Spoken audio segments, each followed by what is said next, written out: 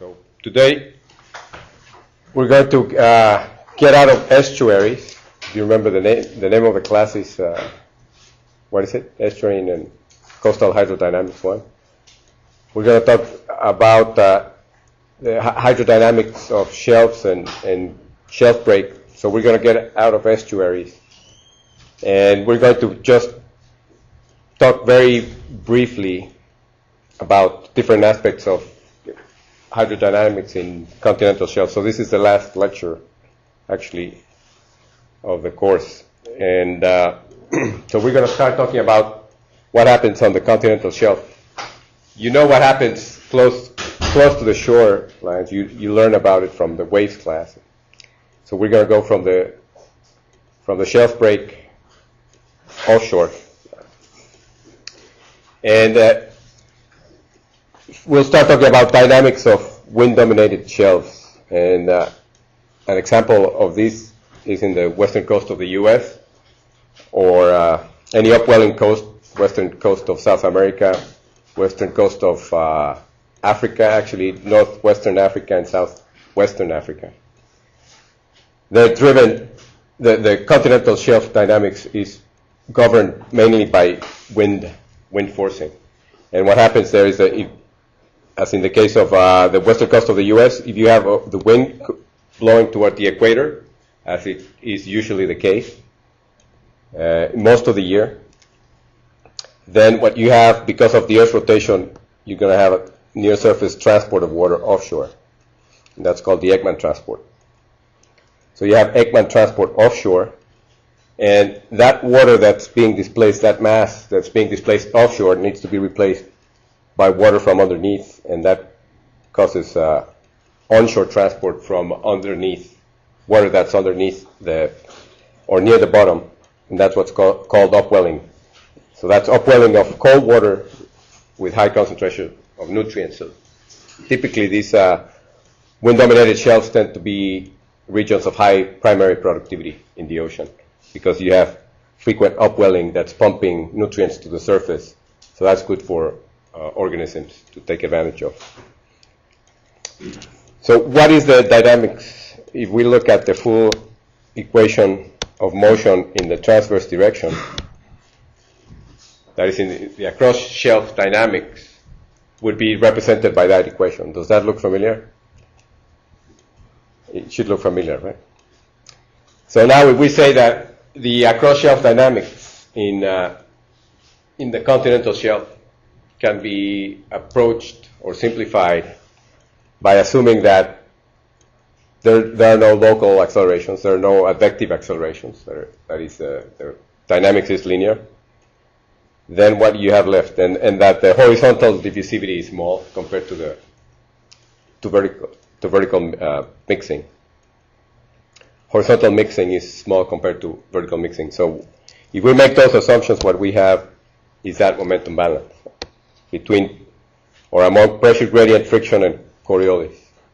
So that's typically what's known as Ekman dynamics in the transverse direction. And Ekman dynamics tends to be the balance between Coriolis and friction, usually. But also, if you add the pressure gradient, that's also included or regarded as Ekman dynamics.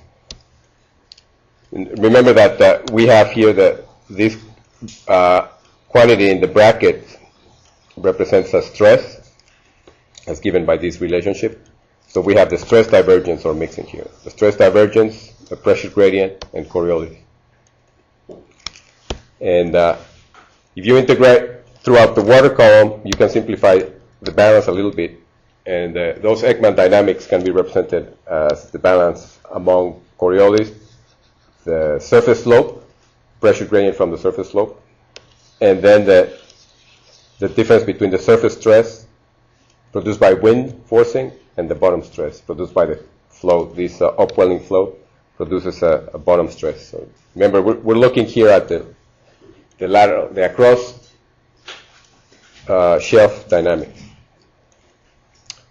So again, this would be considered as Ekman dynamics, even if you better known, the Ekman dynamics better known without the pressure gradient there along across the shelf. So these across shelf dynamics tends to be dominated by those two terms, frictional effects and Coriolis. So that's what's known as segment dynamics, really. And then in the along shelf dynamics, you have an analogous situation, the wind stress being balanced by Coriolis and also by bottom stress, and the longitudinal wind stress causes a longitudinal pressure gradient.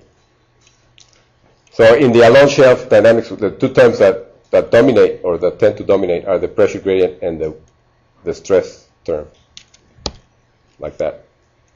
So if you pay close attention to the set of two equations, if you remember when you read a paper that you reported that I wrote in 2003, this is the set of dynamics that we use to solve the exchange flow in estuary, the density-driven. Remember, it was pressure gradient, friction, and Coriolis, which is exactly the same here, but it's vertically integrated in such a way that the frictional terms are written in terms of the surface stress and the bottom stress, right? And also notice that in simplifying the dynamics in wind-driven shelves, people tend to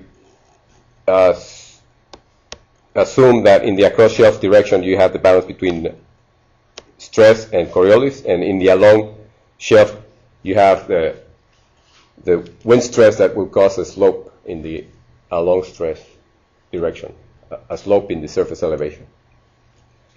So there's not much of a Coriolis, but in some instances these two terms in this momentum equation and that term in that momentum equation can become influential too. But in general, the dynamics there can be simplified in that situation. Okay, so now we look at continental shelf influenced by fresh water, but being influenced in a large scale, and by that we mean having freshwater sources at different points throughout the coastline. So what are we looking at here? Can you make it? Yeah. So there's Alaska. So there you have a lot of freshwater sources distributed along the coastline. So when the fresh water enters the coastal ocean, what's going to happen to that fresh water, you think? It's going to mix, right? But where's it going to go? Will it go offshore? Will it tend to go just offshore? What's going to act on it? Who?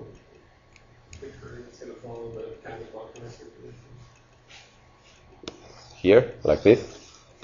You see this current. Why is it going that way?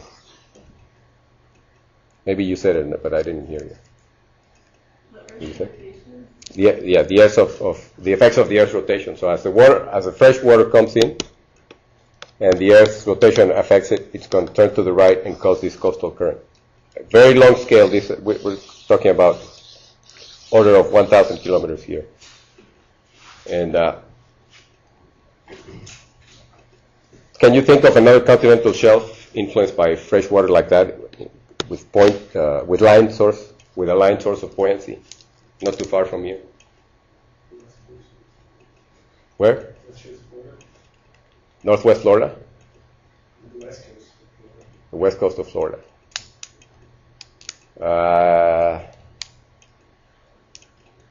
Not quite. You don't have as much buoyancy there. You have two sources, two sizable sources from Tampa Bay and from the Suwannee. But those two are, maybe you have others, but are smaller. So they're right, okay, yes. They are sort of distant, so you can identify each source separately. In the South Atlantic Bight, so between Jacksonville and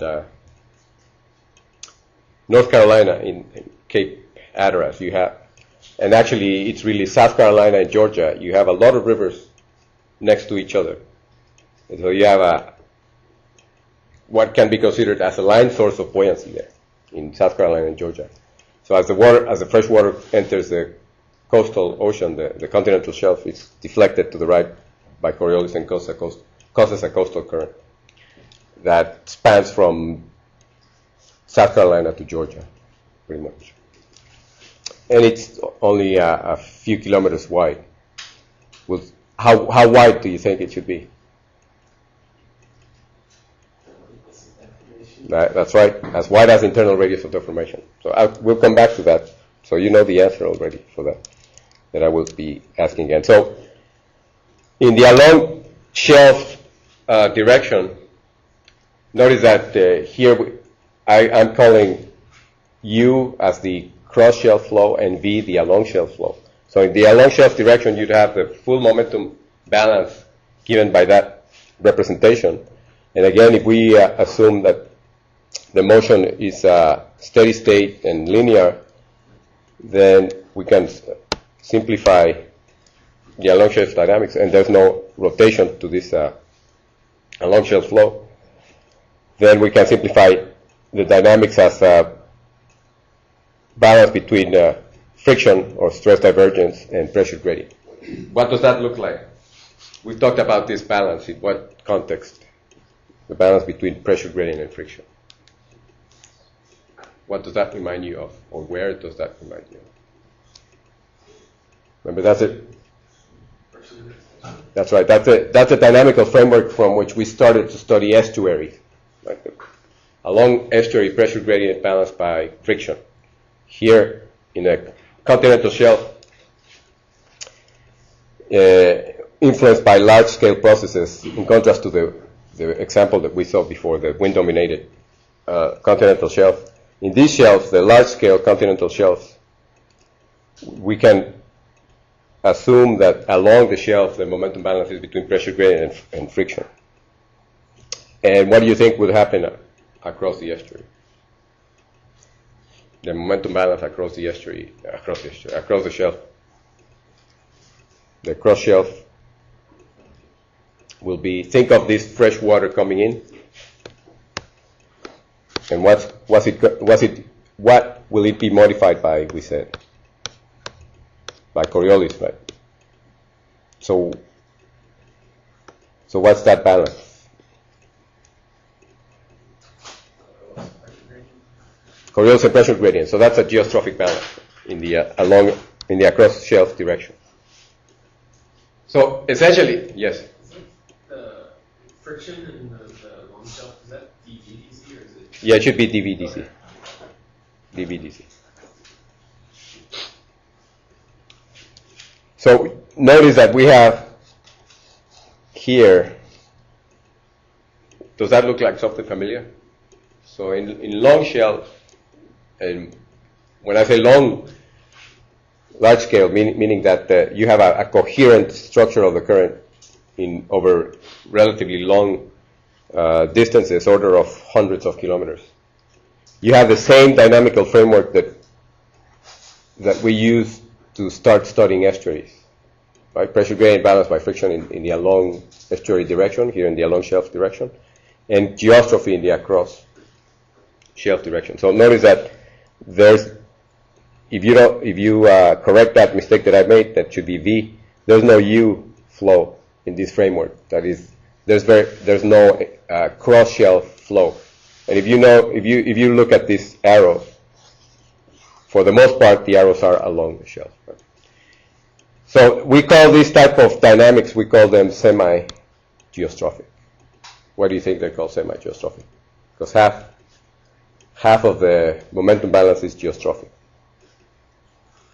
Right? And in addition to this being the most basic dynamical framework to study estuaries, this framework applies to large scale shelves, but also to shallow shelves. Shallow shelves that would emulate estuaries too. Shallow shelves but influenced by fresh water. Okay, so this is a relatively powerful startup point to study dynamics in continental shelves and estuaries. Now, what kind of places are we talking about? Wherever we have a coherent coastal current, like this one that you see here. Does anybody know what the name of that coastal current? Sorry? Probably some Viking. Some Viking? The name of a Viking? Well, that's a good guess, but it isn't.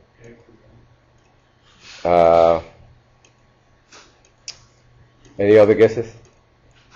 Do you know, Amy? You don't remember? So this is the Labrador current. You said? So that's a Labrador current. See, my hearing is not good, so you have. So that's a Labrador current, and it's generated here in the Arctic, west of Antarctica, west of Greenland, and it goes around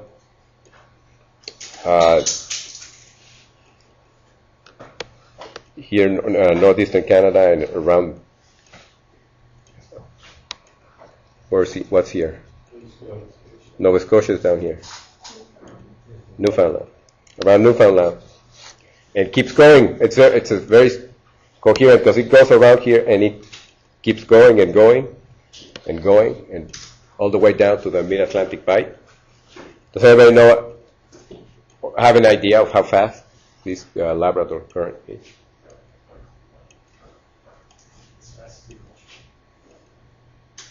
What did you say? No idea. If I say 1 meter per second, does that sound reasonable? No? Yes or no? It sounds fast. It sounds fast. It is fast. So it's really 1 order of magnitude smaller, order 10 centimeters per second. But it's very coherent, as you see, because it's freshwater driven.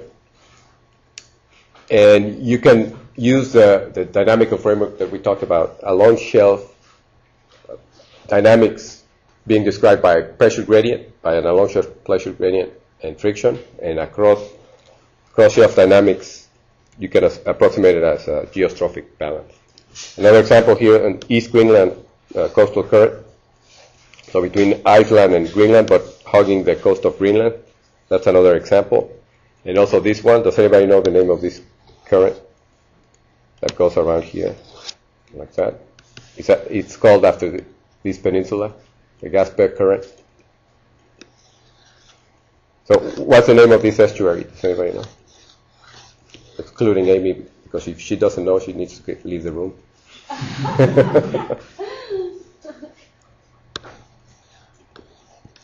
What's the name of that estuary?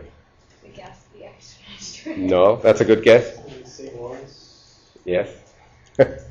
St. Lawrence estuary. Is that it's not the largest estuary in Canada, but it's very well studied because you have the cities of Quebec and Montreal. The St. Lawrence River goes all the way down to Montreal.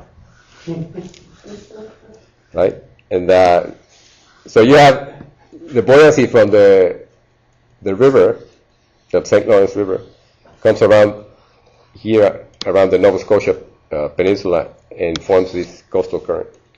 So again, the question is, how wide is this coastal current? And you've already answered the question. How wide is it? What is the transverse length scale? Huh? Internal radius of deformation. Do you remember how to arrive at the internal radius of deformation? If you couldn't remember for the life of you, I can't remember what it equals. How would you derive it?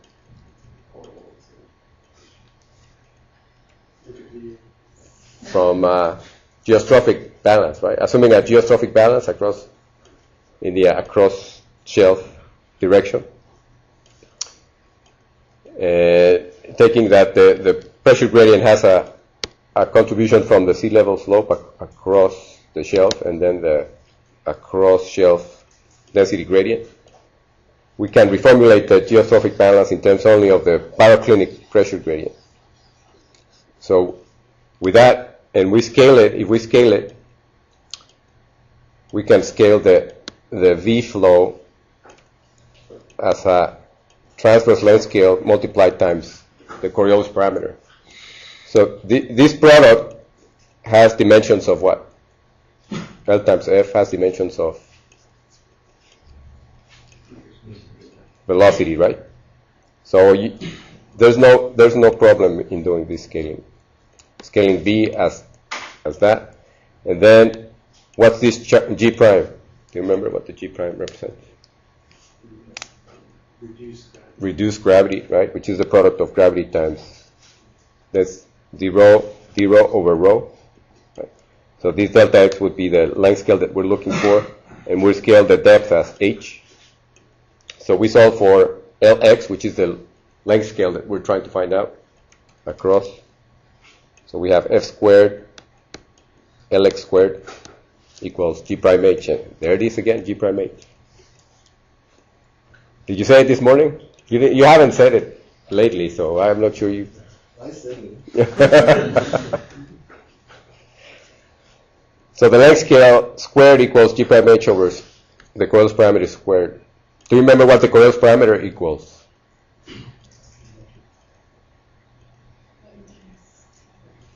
1 times 10 to the minus fourth, right? But it depends on latitude, right? So it's twice the rate of rotation of the Earth, 2 omega times the sine of the latitude. So that's the length scale, the lateral length scale of the coastal current, which is the square root of G prime h, or the phase speed of the long internal wave, divided by the Coriolis parameter. And remember, that's called the internal radius of deformation, or internal velocity radius. What happens when you have a small discharge, small scale discharge, like the one seen in that? In this orientation, Coriolis would deflect the plume to the right, like that. But notice that the plume is sort of spreading radially out and going to the left. As such. Why do you think that happens? Why isn't it going to the right? Because of the ambient current, right? So in small scale discharges, small scale plumes, as we had said before, Coriolis is not important, but what would be the balancing? I mean, what's the driving force? Let's one step back. What's the driving force? What's causing this plume to form? What's causing this fresh water to come out of the river?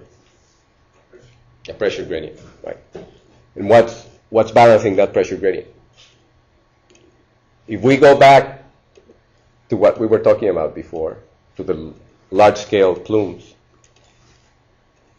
that pressure gradient is being balanced by Coriolis. In this case, pressure gradient is being balanced by not friction, by advection. Advection. You have a source flow here, so it's like a Bernoulli type of balance. You have a source flow where inertia is more important than the Coriolis acceleration, and that's why you have a radial spreading. If you have here an ambient flow that moves the plume with it, then you have that situation. So in small scales, the point is that in small scale plumes, the advective effects may be influential, and the Coriolis acceleration is not. There's another example, a better example, because it's not being deformed that much by the coastal current of the radial plume. See, and you see also sort of it has these radial pulsations, and that's because of the inertial effect, the advective. Where is it? Yeah. That's in the coast of Oaxaca in Mexico. See, we went to do this study in a lagoon, and this was on the way home, flying over the coast, and I couldn't believe it, because all these photographs I took from the airplane. And we know nothing about these plumes, because nobody cares about them. And they have them all along this coast. And this only happened during the wet season, during the rainy season, which is when? In the tropics. When is the rainy season? Summer. So it starts in May and it ends around October or so. And so during that season, you have these rivers that grow and have discharge these beautiful plumes that know very little. Looks like a pretty beach. They have beautiful beaches all along there, all along that state.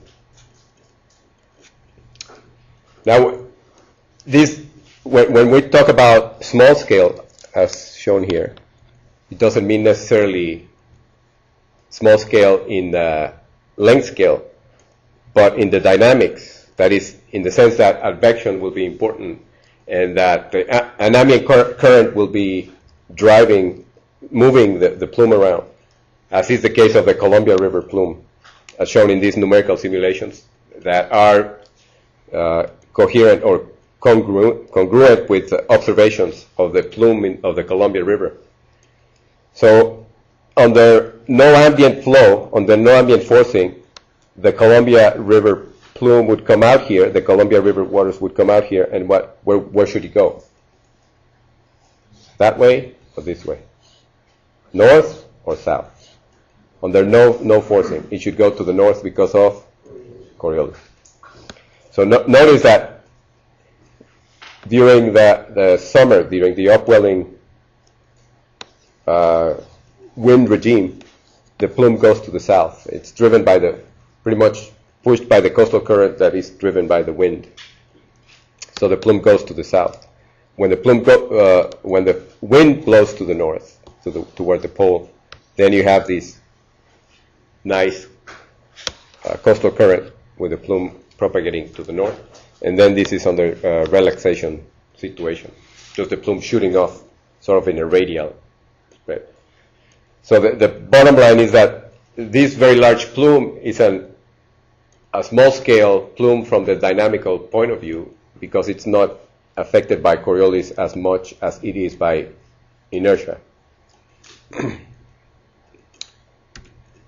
All right, so we can synthesize the different types of shells that we've talked about in this table, in which we can look at the cross-shelf dynamics and the long-shelf dynamics for different types of shelves, narrow and deep shelves, like in the west coast of the U.S., the wind-driven shelves that we talked about, shallow shelves, like mid-Atlantic Bight, or like the west coast of Florida, the shelves influenced by fresh water, large scale, like the Labrador current or the Alaska coastal current, and the shelves influenced by fresh water at small scale, like the case of the portion of the coast of the river of the Columbia River plume, and also this coast in tropical regions, like the one I illustrated in Mexico, where you have point sources of fresh water and plume. So notice that in the wind-driven shelves, in narrow and deep shelves, the dynamics across the shelf is dominated by Coriolis and wind stress. So that's Ekman dynamics. Pressure gradient may become dominant, and other stresses like mixing. So that's sort of Ekman dynamics there. And along the shelf, the same thing, Ekman dynamics, but dominated by pressure gradient and wind stress. So those are the wind-dominated. Yes? If you had like a inlet, like a river discharge, and like say it's the same discharge, everything's the same, but you move it like closer to the equator, so the Coriolis effects would be less. Right. So you could have the same exact inlet and stuff, but Right. it's closer. It wouldn't be dominated by Coriolis. That's it would right. be more small scale than large scale. That's right. That's right. Then the shallow shelves, like you can think of this as a western Florida shelf, where we have across the shelf we have what kind of dynamics here? Geostrophic, very good. And then along the shelf we can have pressure gradient and friction. So in these shallow shelves we'll have a semi-geostrophic type of dynamics. And then in shelves influenced by fresh water, we have across the shelf geostrophy also, and pressure gradient balanced by friction. Coriolis could be also important in a long shelf direction, but in essence you also have semi-geostrophic dynamics. So in these two types of shelves you might have a semi-geostrophic dynamic. So that's a very nice approximation to study continental shelves in general, using semi-geostrophic dynamics. And people do, and with good results. And then we have the shelf influenced by fresh water, but at the small scale, at point discharges. In that case, we have more like a Bernoulli type dynamics, pressure gradient being balanced by advection, with some mixing becoming potentially relevant to the dynamics. In that case, in the case of small scale plumes, the Coriolis acceleration is not relevant. All right, so that's a synthesis of continental shelves. Now we can move to the next frontier offshore. So the transition between continental shelves and the open ocean, that's the continental shelf break. And we have several processes. What we'll concentrate on, three important processes at the shelf break that allow the exchange. All these processes allow exchange of properties between the shelf and the open ocean. So these processes are ultimately important of communicating what happens on land with the open ocean or vice versa.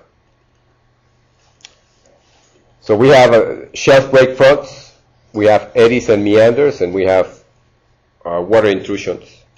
For those water intrusions, we'll insist on the importance of the shelf break depth, and that's due to Ekman dynamics. What this means that if we have a very deep shelf break,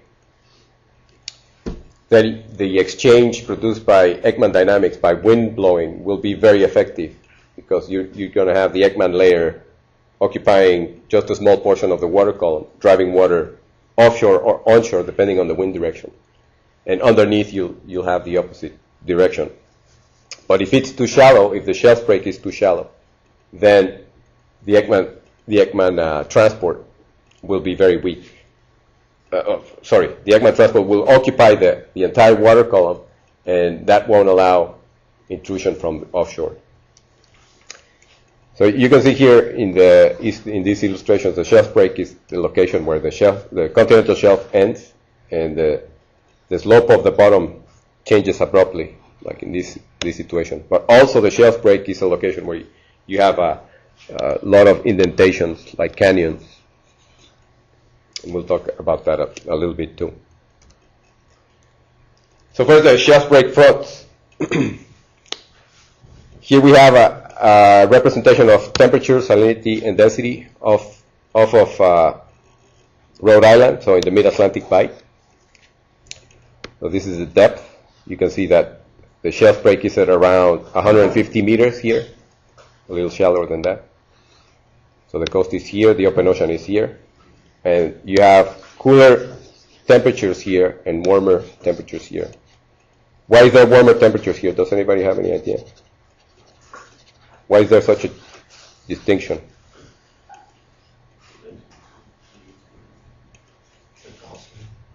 Let's go back a little bit to look at this image.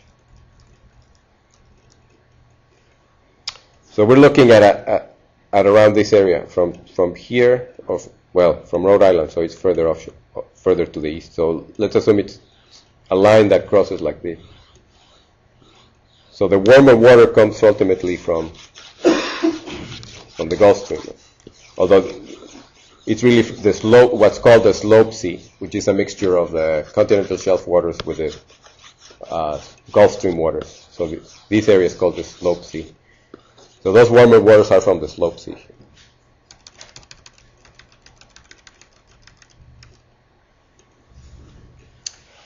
And you see the very, very well-defined front, very rapid changes of temperature here. Same with salinity.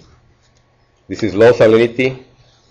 From where does this low salinity water come from? Huh? Right. So this is a trace of the Labrador current. Right here, low salinity water between 32 and 33. And here we have salinity higher than 35. And you have the front very well defined. And the same with density here. The front with this shape. Remember how Pritchard defined this shape? So this could be like isohalanes in estuarine distribution. Remember that paper from Pritchard? The first one that you read? Where he showed that the isohalanes be bending like that in a hyperbolic tangent shape. Remember that? Now, so here's the question. This heavy water is trying to intrude onto the shelf, and the light water from the shelf is trying to get offshore. Why is it arrested right there? Why isn't it expanding? Why isn't this front propagating onshore? I mean, obviously this is a snapshot, but if we were to go there again, the position of this front will not change that much. Why do you think that is? Why do you think that this heavy water cannot get all the way up here, or this light water can expand offshore? If it's too heavy, it's going to follow the. Well, that's an interesting reason, but you do have a lateral density gradient here, so this water will tend to move in that direction. Why doesn't it move all the way? What causes it to stay there? Friction partially, but most importantly because of Coriolis. So as this heavy water is trying to intrude onshore, it's going to be deflected by Coriolis into the screen. And the same thing, as the light water is trying to extrude or to expand offshore, it's going to be deflected by Coriolis, and it's ultimately going to come out of the screen. So these fronts are sort of in geostrophic balance, and that's what keeps them there. So anytime you break that geostrophic balance by some other extra forcing, like for example extra friction, then you're going to have some pulse of heavier water intruding or lighter water extruding. So that again, that could be by a pulse of current near the bottom or a wind pulse that breaks off the geostrophic balance that controls the position of that front. Right. So the front will exercise sort of an isolation or an insulation of the shelf waters from the open ocean waters. So every time you break the geostrophic balance, then you're going to have some exchange of waters between the ocean and the continental shelf. So that's a mechanism for exchanging water between the shelf and the open ocean. Another example in Australia of a shelf break front. We're looking at Southeast Australia. Here there's a surface temperature map, surface salinity, and surface density. And notice the position of A front here, and you see it. You sort of see in salinity, but the density. In density, you see the front that's following sort of this configuration. And right here, we're looking at two cross sections. A cross section of this part of the front that's given by this section, and then a cross section of this part of the front given here. And you see the main difference in that very short distance, or relatively short distance, is that at this shelf break, the front is touching the bottom. And at this other location, the front does not touch the bottom. So that allows an exchange of waters near the bottom between the shelf, the continental shelf, and the open ocean, as you see here. In this case, the heavy water is cascading out to the open ocean, and the light water from the open ocean is intruding onto the continental shelf. Notice here that because the shelf break is much shallower, then there's a front, and that hinders a free exchange between the open ocean and the continental shelf. Open ocean and continental shelf. Okay, so there's one importance of the shelf break depth. You can see here that the shelf break is around 150 meters in this case, and here it is 75 meters, so half the depth. Now another mechanism to allow exchange between the open ocean and the continental shelf is through eddies and meanders. These eddies and meanders cause very large cross isobath flows, so cross shelf flows. Some of those eddies are pointed out here. those three very beautiful frontal eddies. Let me so see the nice shape of those eddies. Those are they warm water or cold water? Those eddies. This, no. Well, it's a tricky question because you don't see the color palette. But blue is cold and red is hot. So these are cold core eddies, frontal eddies. So you can see how in these eddies you can have some extrusion of cold water offshore, but also encapsulation of warm water that's intruding onto the shelf. So what's the sense of rotation of these cold frontal eddies? So inside those eddies, which are around 50 kilometers in diameter, how do you think? So 50 kilometers is big. What do you think the circulation is? Clockwise or counterclockwise? Counterclockwise. Why? Coriolis, right? So it's a cold core, a pool of cold water, so it's depressed, right? So it's just like a cold atmospheric pressure system. A low atmospheric pressure system circulates counterclockwise in the northern hemisphere. Keep that in mind. So if it was in the southern hemisphere, this cold frontal eddy would rotate clockwise. So these are small cold core cyclonic features that enhance the shelf-ocean exchange, these frontal eddies, but also the meanders. Notice also the much longer wavelength than the frontal eddies, but also very nice features. These meanders can become unstable and intrude, that is, grow like that. Well, they don't really become unstable. They just grow. The amplitude of the meanders grows, and sometimes you'll have this meander coming in like that. So that means pumping in of hot water from the Gulf Stream onto the shelf through these meanders. What do you think causes this meandering of the Gulf Stream? Pressure. Yeah, pressure differentials, but what pressure perturbations in the streamwise system, right? In the streamwise direction. What do you think causes the perturbation? The bathymetry. Right? There's a down here. Does anybody know the feature here? The South Carolinian. Right, but there's a bathymetric feature here that people think is responsible for this meandering. No, that's I don't remember what that is. It's called the Charleston bump. So it's a bump in the bathymetry here. And people think that that's the originator of these meanders. Also, as the flow, the Gulf Stream separates from this cape. Remember the name of that cape? Cape Hatteras. That also favors the growth of the meanders.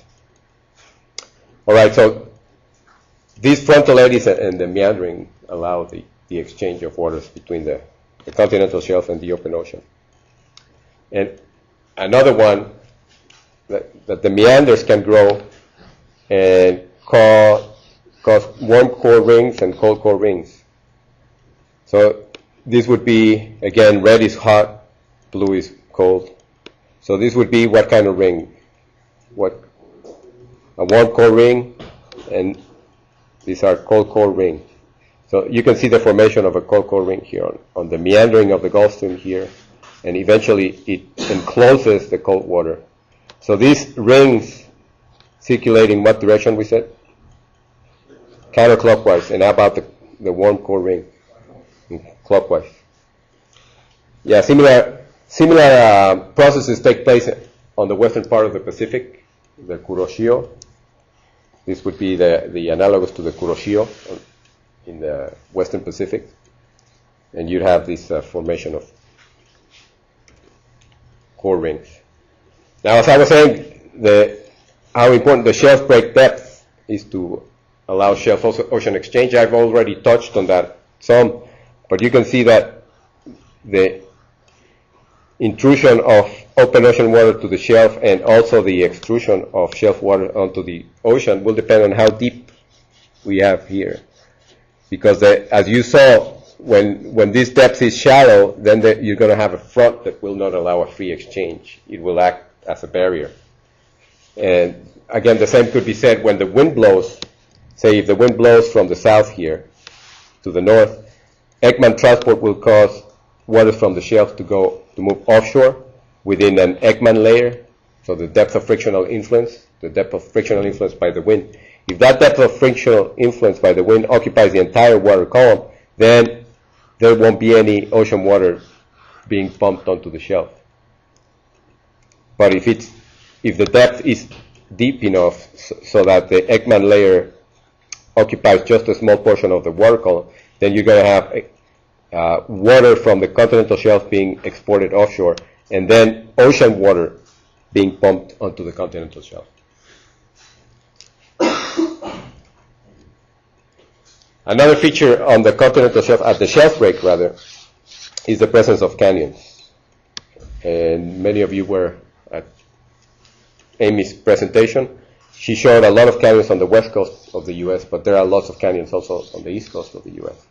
Well, in Canada. So you see the locations there of several canyons. And what happens at canyons? Does anybody remember what happens at canyons? Huh? Upwelling?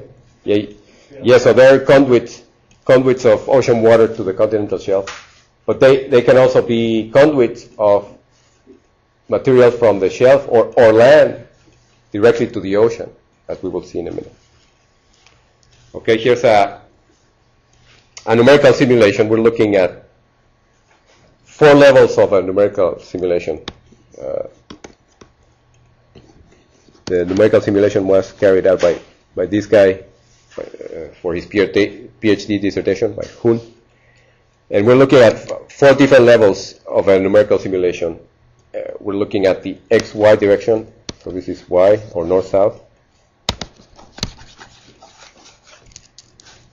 North and east. So we have a depth of 50 meters, 100 meters, 150 meters. This is practically at the rim of the canyon, so you can see the shape of the canyon. And further down, 250 meters deep. This simulation is inspired by one of the canyons on the west coast. Does the shape look like one of the ones that you know, Amy? I think it might be Astoria Canyon, but I'm not sure. So anyway, you can see that at a depth of 50 meters, the flow that is driven in this simulation by winds that blow toward the south, as pointed out by this arrow, they are deflected a little bit by the presence of the canyon. At a depth of 100 meters, that is like 50 meters above the canyon's rim, you have this further deflection. And then, right at the rim of the canyon, the flow gets separated from this point and forms a counterclockwise recirculation. So you can see how waters from the open ocean can be pumped up to the shelf with this current, but also there's a strong recirculation, counterclockwise, just like Amy described. Now something that this guy Hun found out is that depending on how wide this canyon is, you can have a counter-rotating circulation and a counterclockwise rotating circulation and a clockwise rotating circulation if it's wide enough, if it's wider than the internal radius of the formation, actually twice the internal radius of the formation, then you have enough area for 2 counter-rotating eddies in the canyon. So the canyons not only allow water to get from the ocean up onto the shelf, but also they retain that water for a long time. They can retain water for a long time because of this recirculation. And when these canyons are too close to the coast, then in addition to communicate the open ocean with the coastal waters, like in this case, what canyon is this, do you know? Monterey Canyon. Right? That's Monterey Bay. So again, this is the west coast of the U.S., California. So there's San Francisco Bay. So like I was saying, in addition to allow communication from the open ocean to the shelf, and here even to the shoreline practically, this canyon allows the terrigenous material that comes in to the bay to cascade down. That is sediments, terrigenous sediment, to cascade down to the open ocean directly because it's so close to the coastline. Same situation at Scripps Canyon further down off of Scripps in southwest Southern California.